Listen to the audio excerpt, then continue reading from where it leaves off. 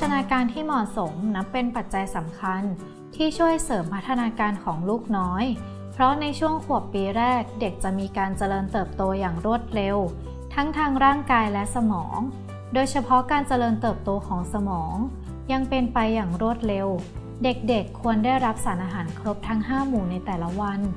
นนี้มัมส์คุกกิ้งมีเมนูซุปทานง่ายอร่อยอย่างซุปไก่มันฝรั่งมาฝากค่ะ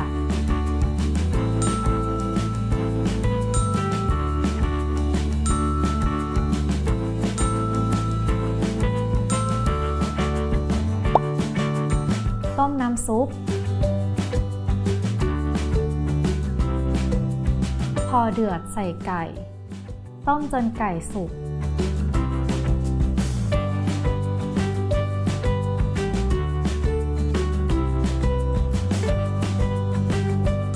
พอไก่สุกใส่มันฝรั่งลงไปต้มจนมันฝรั่งสุกและนิ่ม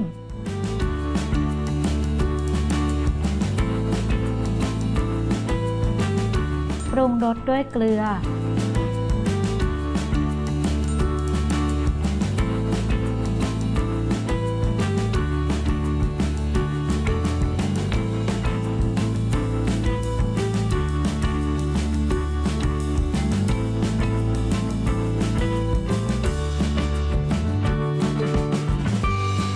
เป็นอันเสร็จพร้อมเสิร์ฟแล้วค่ะ